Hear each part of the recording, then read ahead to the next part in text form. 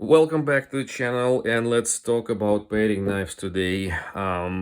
Because I think it's worth spending some time talking about them. They are totally different by their purpose, and they should be designed differently comparing to your chef knives or utility knives. We'll talk about those things. I brought a lot of painting knives from my kitchen, different sizes and shapes, and I'll tell you what I like about them, what I don't like about them. I don't like, first thing is that they are made exactly as utility knives and chef's knives, because they should not be, in my from my point of view. And also I don't like when they cost a lot of money. Not of course IKEA, but some of them, especially from brands which make good high value kitchen knives. They make smaller versions of the chef knife, call it paring knife. Don't drop the price too much, because they actually can't and they don't want to. I think that's the wrong way. But anyway, first of all, we're gonna start with the topic. Paring knife. It's from the same shop where I bought steak knife and bottle, whatever, pistol grip type of things. I think it's the same maker from California. This time it's white wine Sauvignon, and they call it paring knife. I don't like the picture. To me, this knife looks like utility knife more than paring knife, just by proportions. Blade is kind of like more longer than the handle, so that's more like utility knife rather than paring knife. But anyway, I didn't try the wine yet. Maybe today I'll try it. Need to put it in the fridge, chill down a little bit. So let's talk about all of those paring knives which I have, and I brought a lot. So size wise, you've seen it. So what makes a paring knife? Paring knife, usually the purpose is to clean the vegetables. Also remember, there's a difference between paring knife and a peeling knife, at least from the classical European type of cutlery or kitchen knives. This will be a peeling knife, and let's say this will be a paring knife, or this will be a paring knife. This is, by the way, crappy knife, just for the size and shape type of comparison. I just brought it from kitchen. What makes a crappy knife? You probably know already. I don't have to explain it. The way it's done, the way the material choice, performance, of course, is degrading so quickly. This is not a good choice, so let's just put it aside. Those things always exist. And the point is, those small paring knives, they don't need much of the blade. They don't need much of the handle. They should be relatively cheap, and ideally you should have a lot of them, because the way you use them, it's very different. You pretty much, first of all, how you hold your chef's knife or even utility knife, you hold them with a pinch grip, and you mostly work on the cutting board with those knives. With the paring knives, you have two scenarios. The one, and the most common scenario, is that you work, let's say, over the sink or over the area where you kind of preliminary process your food before you put it on the cutting board, on the chopping board, and you hold this knife differently. The way I hold them all the time is I hold them with those two fingers, and then it leaves me those three fingers for controlling the food, controlling something which I, let's say, want to cut or clean, and then, well, of course, this, my support hand supports that, I don't know, root beet or onion or potato, if I want to cut something out. With this grip, I'm very, very kind of like universal. I can control with those fingers the angle of the knife, and it's very, very strong actually control here. Also, I can quickly transition to, for example, cutting out spots in the vegetables here. Also, depending on the tip, we'll talk about it as well. Some of them are more convenient, some less, but I can quickly transition with the position of a knife like this and like this, and still work around all of those tricky areas which are difficult to reach. So this is the ideal way of using paring knife when you process the food, let's say under running water and so on. Second way of using paring knives usually is that you, for example, want to do some very, very small and precise work on the cutting board, on the chopping board. Then, of course, again, the knife is small. You probably will do some sort of like aggressive pinch grip on those knives. A little bit different now. Like compare this grip, like this grip. I'm not using this finger at all, and this type of grip. So then you have a very good control over the tip of the blade, and then you do some small work on the chopping board like this with your small knife. That's another way to do it. Then, yeah, then again, you have a different kind of grip. But what I don't like in many paring knives which I have, I don't like when they are not safe, not convenient to use. And by safe, what I mean by safe, with this grip, what I want to have a feeling where my handle ends and where my blade starts. So here I have this feeling. Here I have this feeling, right? Here, good. Here, good. Here, good. But by the way, this is what is called whatever. Peeling knife, yes. So peeling knife. Again, doing very similar things, similar grip. This heel here is not sharp, so I'm okay. If my fingers touch it here, I will not cut myself. Here, for example, in this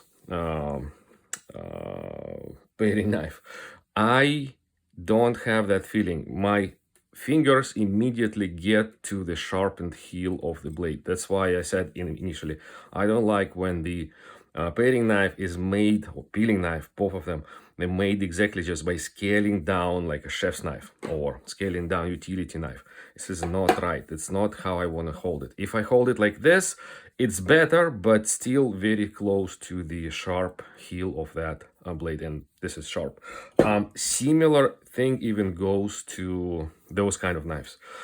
They transition from a relatively kind of like a wide bolstered area to the blade without any warning, I should say. And yes, you potentially can cut yourself with this. So this is thing number one, which I don't like about paring knives, is when they have this very sharp heel, no protection for your fingers.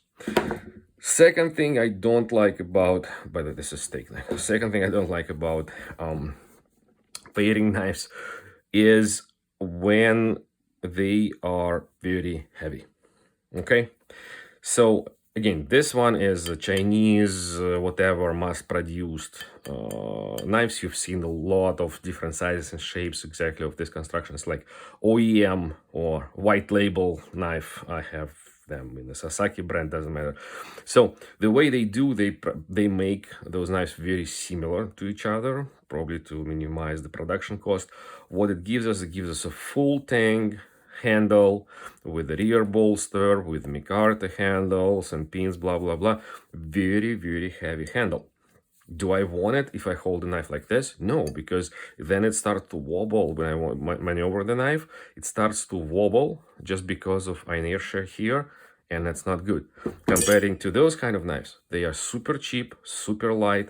I have no problems moving this knife. I don't feel it. It's so light. Similar for this knife, similar for this one knife, and so on.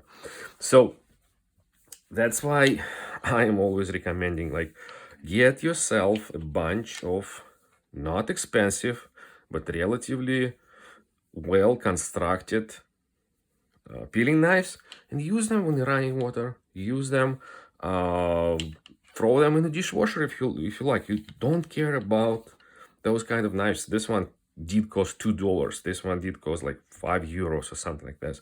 This one, it's actually Victorinox, very old one, did cost another maybe $2 or $3, but they serve for many years. They require very minimum maintenance. Like this one doesn't require even sharpening. It's serrated, can do anything I want. Those ones are so easy to sharpen. Take any sharpening stone.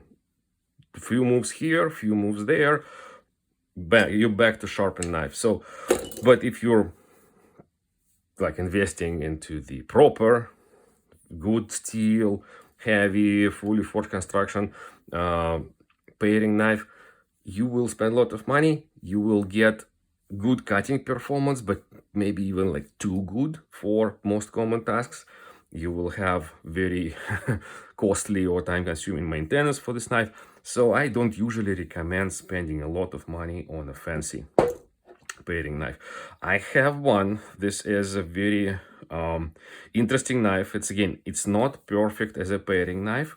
It is more like utility knife or small utility knife. That's the way I use it all the time. I don't use this knife as a paring knife on the fly. I use this knife as a fancy one on the board when I, let's say, serve the cheese or maybe sausage, some other interesting snacks with wine, of course. Then this knife is good to have on the chopping board on the table, and then anybody can, for example, cut a little bit for themselves with a good fancy knife and enjoy that appetizer with the wine.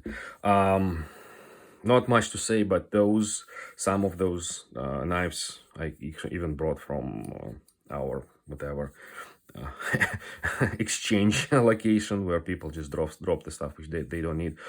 You're trying to buy a paring knife, peeling knife, hold it in your hands. Think, you like it or not? Is it good for you or not? Very, very. Sometimes I see people spend too much money on what they shouldn't do. This is the example of paring knife, which I bought in Zollingen at the factory store. Not expensive, but this one didn't work for me at all. Very, very strange shape.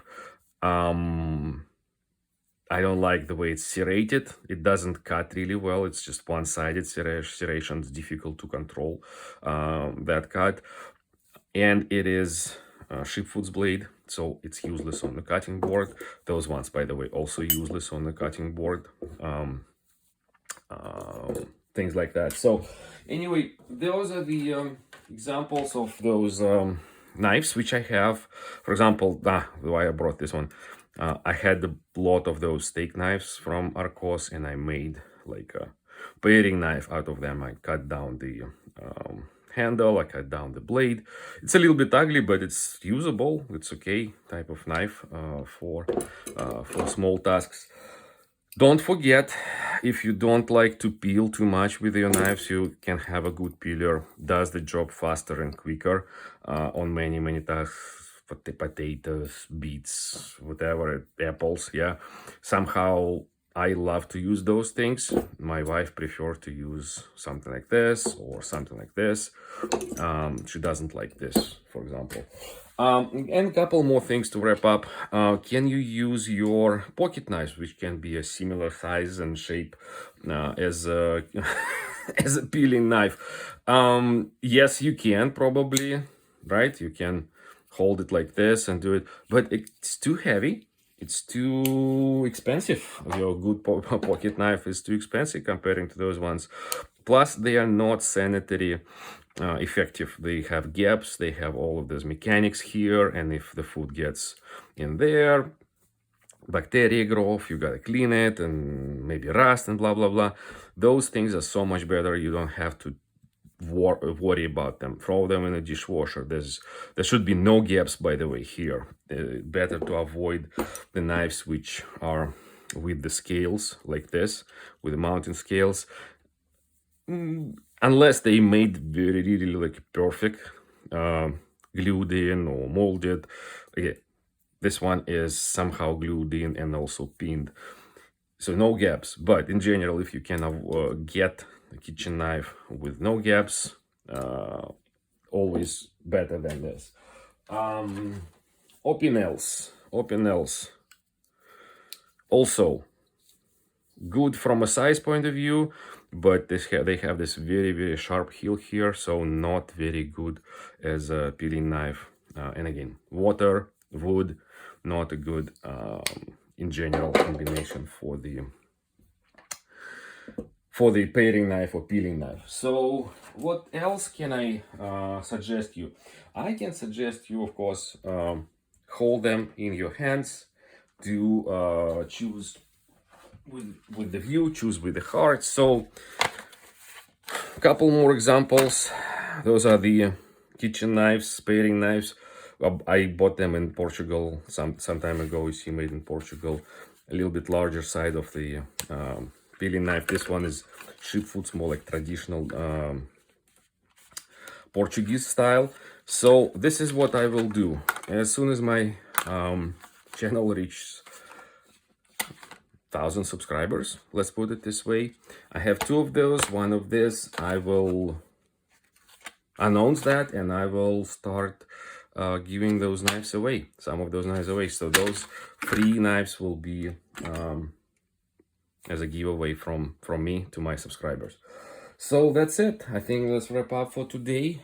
I need to go back to the kitchen, put those knives back, and put the bottle in the fridge so it will chill down for dinner. Stay safe, stay sharp, and I'll talk to you soon. More knives are coming.